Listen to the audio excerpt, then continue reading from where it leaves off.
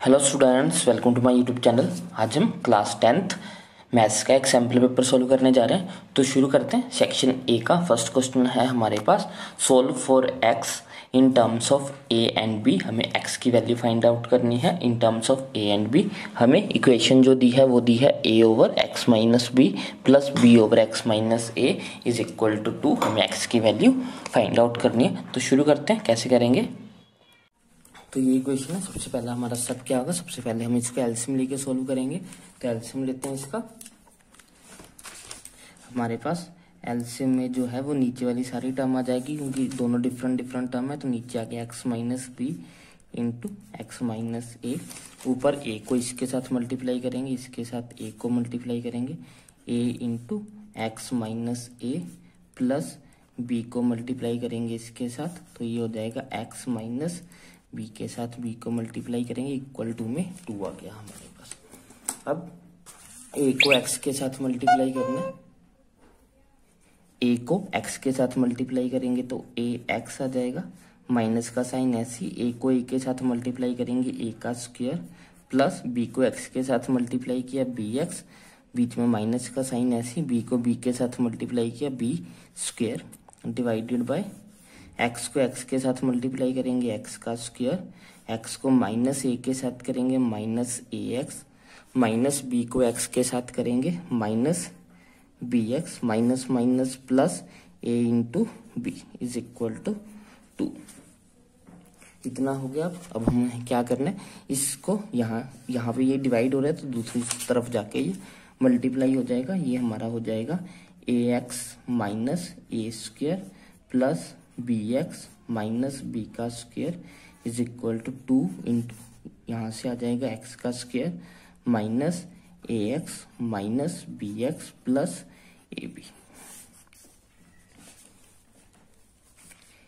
A x minus a square plus b x minus b square is equal to 2 को अंदर सबके साथ multiply कर देंगे, ये हो जाएगा 2x का square minus 2a x minus 2bx plus 2ab। अब सारी टर्म्स को एक तरफ कर लेते हैं, सबको ये वाली टर्म्स को इधर ले आते हैं। ये हो जाएगा हमारे पास 2x स्क्वायर माइनस 2ax, पहले ये वाली टर्म सारी ऐसी लिख रहे हैं, माइनस 2bx प्लस 2ab। अब इधर ये x प्लस का था तो यहाँ पे आके माइनस का ax हो जाएगा। ये स्क्वायर माइनस का था तो इधर आके प्लस का a स्क्वायर हो जाएगा। ये प्लस का था तो माइनस का हो जाएगा, ये माइनस का था तो प्लस का हो जाएगा, इक्वल टू 0। अब हमें देखना कि जो जो कॉमन चीजें हैं उनको हमें कैंसिल आउट करना है। 2x स्क्वायर, एक्स स्क्वायर वाली कोई टर्म नहीं है तो ये 2x स्क्वायर हो गया, माइनस माइनस माइनस प्लस, तो ये हो जाएगा माइनस का 3ax minus minus minus minus plus 2 + 1 हमारे पास 3 हो जाएगा, माइनस का 3bx, साथ में हमारे पास आ गया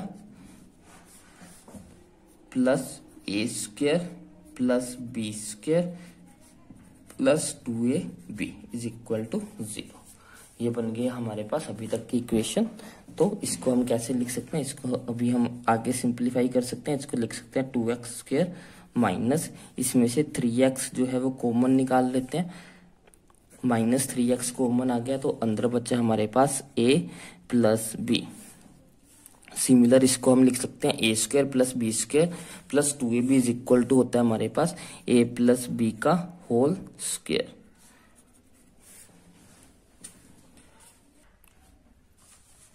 तो अब हम इसके फैक्टर बनाने, हमें प्लस माइनस करने पे 3x a प्लस बी चाहिए और हमें मल्टीप्लाई करने पे 2a प्लस बी का होल स्क्वायर चाहिए। तो इसके फैक्टर बन जाएंगे हमारे पास 2x square minus 2x a plus B minus x a plus b, साथ में ये हमारे पास SC आ जाएगा इज इक्वल टू 0। यहाँ से हमारे पास 2x जो है वो कॉमन आ जाएगा, 2x कॉमन आ जाएगा, अंदर बचेगा x minus a plus b, same यहाँ पे हमारे पास कॉमन आ जाएगा a plus B minus a plus b जो है वो यहाँ पे कॉमन निकाल लेते हैं। अंदर हमारे पास बचेगा x minus a plus b equal to 0। तो ये हमारे पास अब फैक्टर बन जाएंगे। एक फैक्टर हमारा बन गया x minus a plus B और दूसरा हमारा बन गया 2x minus a plus B. तो ये हमारे दो फैक्टर्स बन गए। x की वैल्यू आ जाएगी, एक x की वैल्यू आ जाएगी a प्लस बी और दूसरी x की वैल्यू आ जाएगी a प्लस बी का हाफ। तो ये हमारे पास दो वैल्यूज आ जाएंगी x की, एक आ जाएगी a प्लस बी, एक आ गई a प्लस बी का डिवाइडेड बाय 2। इसके साथ हमारा फर्स्ट क्वेश्चन होता है। अब सेकंड क्वेश्चन देखते हैं क्या है। सेकंड क्वेश्चन है हमारे पास, मतलब फर्स्ट क्वेश्चन का जो चॉइस वाला क्वेश्चन है वो है हमारे पास find the roots of x square minus x minus 6। हमें इसके रूट्स जो है वो फाइंड आउट करने हैं। तो देखते हैं कैसे करेंगे। इसकी फैक्टराइजेशन करने की कोशिश करते हैं। 3 2 जा 6, 3 में से 2 माइनस करेंगे तो हमारे पास 1 भी आ जाएगा। तो इसके फैक्टराइज क्या करेंगे, तो एक्स जो है वो माइनस का चाहिए तो 3 को जो है वो माइनस का लेंगे और 2 को हम प्लस का लेंगे, प्लस माइनस माइनस और साथ में माइनस का एक्स बच जाएगा हमारे पास। तो ये फैक्टर बन गया हमारे पास। पहले में से एक्स कॉमन एक्स माइनस 3, यहाँ से 2 common x minus 3 equal to 0। ये फैक्टर बन गया x माइनस 3 और x प्लस 2 इक्वल टू 0। तो x की एक वैल्यू आ गई 3 और x की दूसरी वैल्यू आ गई हमारे पास माइनस का 2। तो ये वाला चॉइस वाला क्वेश्चन जो था वो काफी आसान था एज कम्पेयर टू हमारे फर्स्ट क्वेश्चन के। तो आपको क्वेश्चन पेपर में जब आप पेपर करोगे तो आपको इस टाइम ये भी ध्यान रखना है कि आप कौन सा क्वेश्चन आसानी से जल्दी कर पा रहे हो, टाइम कम लगेगा। तो ये वाला क्वेश्चन काफी टाइम टेकिंग था, ये जो है वो जल्दी हो गया। तो क्वेश्चन पेपर में अगर ऐसा ही हो तो आप इजी वाले क्वेश्चन को ही प्रेफरेंस दीजिएगा। तो देखते हैं क्वेश्चन नंबर 2 क्या है हमारे पास। क्वेश्चन नंबर 3 है क्वेश्चन नंबर 2 है हमारे पास। If the first term of a series is 7 and 13th term is 35, find the sum of 13 terms of the sequence. हमें बोला है कि पहली टर्म जो है वो हमारे पास 7 है और साथ में जो है वो हमें 13th टर्म दी है, मीन्स कि 813 जो है वो हमें गिवन है 35। हमें पहली 13 सम टर्म्स का जो है वो सम फाइंड आउट करना है। तो देखते हैं कैसे करेंगे। तो हमें A7 फर्स्ट टर्म जो है वो 7 गिवन है, 13th टर्म जो है वो 35 गिवन है। हमें पहले 13 टर्म्स का जो है वो सम फाइंड आउट करना है। तो इसमें हम सम वाला फॉर्मूला लगाएंगे जिसमें लास्ट टर्म होती है। तो Sn इज इक्वल टू होता है हमारा n/2 into a plus l। हमारे पास लास्ट टर्म 13th टर्म जो है वो गिवन है 35, तो हम इसीलिए ये फॉर्मूला लगा रहे हैं। तो टोटल टर्म्स कितनी है, टोटल टर्म्स है 13 डिवाइडेड बाय 2। फर्स्ट टर्म है 7, लास्ट टर्म है हमारे पास 35। तो ये हो गया 13 डिवाइडेड बाय 2 इंटू 35 में 7 ऐड करेंगे तो हमारे पास आ जाएगा 42। ये हो जाएगा हमारा 21 को 13 से मल्टीप्लाई करेंगे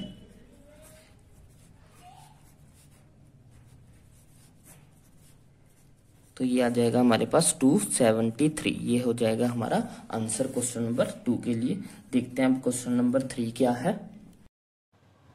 क्वेश्चन नंबर 3 है हमारे पास, अ सर्कल इज इंस्क्राइब्ड इन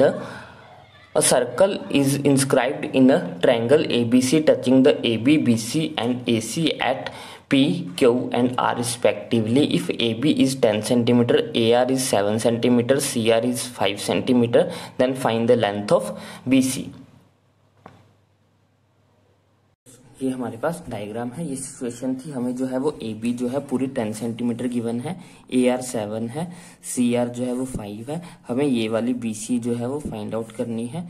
ये पूरी हमें जो है वो 10 सेंटीमीटर गिवन है। इसको वैसे तो करने का एक फॉर्मूला भी होता है, लेकिन हम जो है वो इसको सिंपल मेथड से सॉल्व करेंगे। जो हमें पता है कि अगर सर्कल पे सेम पॉइंट पे कोई टेंजेंट्स सेम एक्सटर्नल पॉइंट से कोई टेंजेंट गिराते हैं तो सभी टेंजेंट्स की जो लेंथ होती है वो बराबर होती है। जैसे कि A से AP और ए आर दोनों की लेंथ बराबर होगी, बी से बी पी और बी क्यू की लेंथ बराबर होगी, सी से सी क्यू और सी आर की लेंथ बराबर होगी। ये हमें पता है कि अगर हम एक्सटर्नल पॉइंट से टेंजेंट गिराते हैं सर्कल के ऊपर तो वो दोनों टेंजेंट जो होती हैं वो इक्वल होती हैं। तो हम लिख सकते हैं कि हमारे पास जो ए पी होगी वो इक्वल टू होगी ए आर के, और बी पी जो होगी वो इक्वल टू होगी बी क्यू के, और सी आर जो होगी वो इक्वल टू होगी सी क्यू की। रीजन क्या है? Tangents from the same external points, tangents from same external point. आपने पेपर में बार बार लिखना है, मैंने एक ही बार लिखा है। तो अब हमें क्या है, ए आर जो है वो हमें गिवन है, इसको हम 1 मान लेते हैं, इसको हम 2 मान लेते हैं, इसको हम 3 मान लेते हैं। ए आर जो है वो हमें 7 गिवन है, क्वेश्चन में ए आर की वैल्यू 7 गिवन है। तो हम फ्रॉम 1 लिख सकते हैं, फ्रॉम 1 जो है वो हमें पता है कि ए पी इक्वल टू है ए आर के। अगर ए आर की वैल्यू 7 है तो ए पी की वैल्यू 7 सेंटीमीटर हो जाएगी, मीन्स कि हमारे पास ए पी जो आ गई वो 7 सेंटीमीटर की है। अब हमें गिवन है हमें कि जो हमारी ए बी लाइन है वो इक्वल टू है 10 सेंटीमीटर के। अब ए बी लाइन बनी कैसे है? ए बी लाइन जो है वो ए पी और पी बी के मिलने से बनी है, मीन्स कि हम ए बी को लिख सकते हैं a p plus p b is equal to 10। A p की वैल्यू हमने 7 निकाल ली है, अब पी बी की वैल्यू कितनी आ जाएगी? पी बी की वैल्यू आ जाएगी 10 में से 7 को माइनस कर देते हैं तो हमारे पास 3 सेंटीमीटर जो है वो पी बी आ जाएगी। पी बी जो है वो हमारे पास 3 सेंटीमीटर आ गया, पी बी आ गई हमारे पास 3 सेंटीमीटर। अब हम फ्रॉम 2 लिख सकते हैं, जो हमने सेकेंड इक्वेशन बनाई थी, फ्रॉम 2 हमने लिखा था कि बीपी जो है वो बी क्यू के बराबर है, बी क्यू जो है वो इक्वल टू है बी पी के। तो बी क्यू बी पी हमने कितनी निकाल लिया? 3, तो बी क्यू हमारे पास आ गई 3 सेंटीमीटर। सेम हम लिख सकते हैं कि सिमिलरली हमारे पास जो क्यू सी हो जाएगी वो इक्वल टू हो जाएगी 5 सेंटीमीटर की। 5 सेंटीमीटर के क्यों?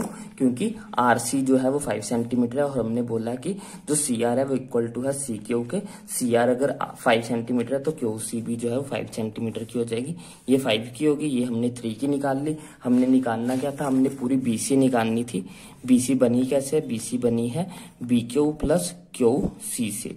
बी क्यू की वैल्यू हमने 3 निकाल ली, क्यू सी की वैल्यू हमने 5 निकाल ली, ऐड करेंगे तो 8 सेंटीमीटर जो है वो इसका आंसर आ गया। मैंने आपको एक्सप्लेन किया इसलिए आपको थोड़ा लंबा लग सकता है, अदरवाइज काफी आसानी से क्वेश्चन हो गया ये। देखते हैं क्वेश्चन नंबर 4 क्या है। क्वेश्चन नंबर 4 है हमारे पास, solid metallic of dimension 9 meter into 8 meter into 2 meter is melted and recast into a solid cube of edge 2 meter.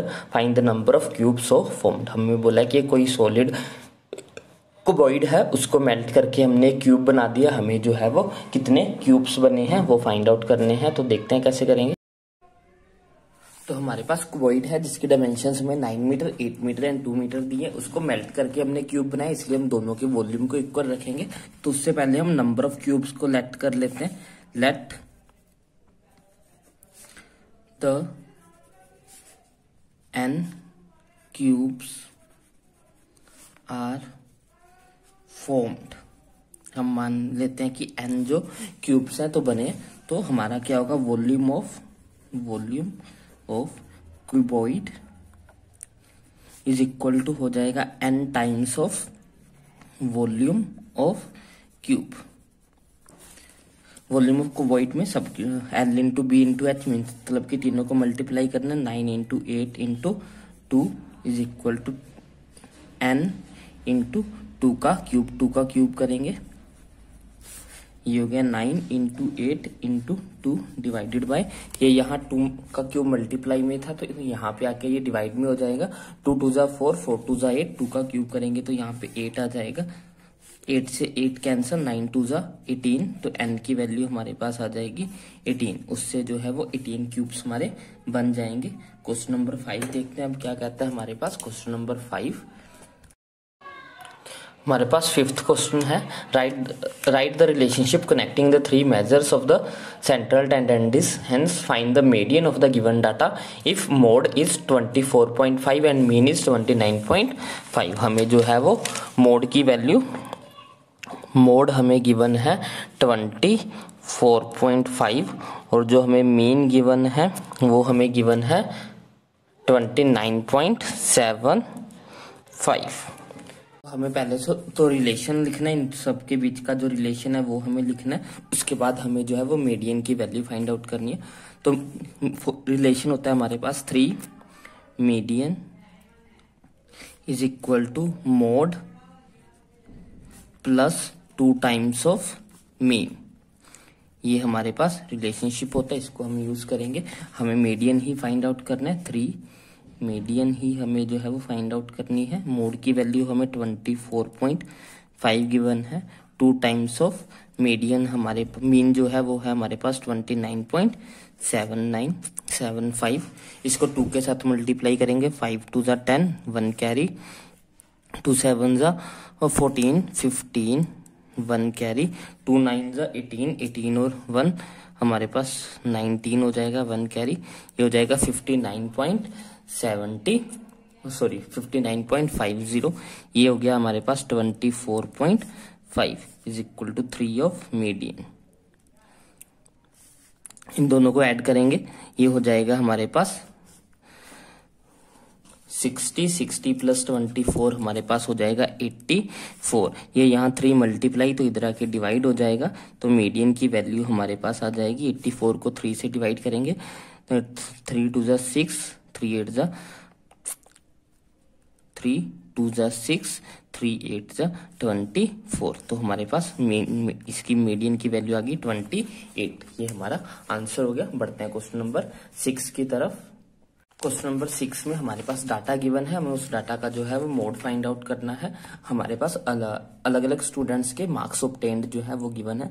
0 से 10 के बीच में 20 है, 10 से 20 के बीच में 24, 20 से 30 के बीच में 40, 30 से 40 के बीच में 36, 40 से 50 के बीच में 20। ये हमें डाटा गिवन है, हमें इसका मोड फाइंड आउट करना है। तो शुरू करते हैं। सबसे पहले तो हमें मॉडल क्लास फाइंड आउट करनी पड़ेगी कि इसमें मॉडल क्लास कौन सी होती है। तो मॉडल क्लास वो क्लास होती है जिसमें सबसे ज्यादा फ्रीक्वेंसी होती है, मीन्स की हाईएस्ट नंबर यहाँ पे 40 है, जिसको रिप्रेजेंट कर रहा है हमारा 20 से 30। तो हमारी मॉडल क्लास हो जाएगी 20 to 30।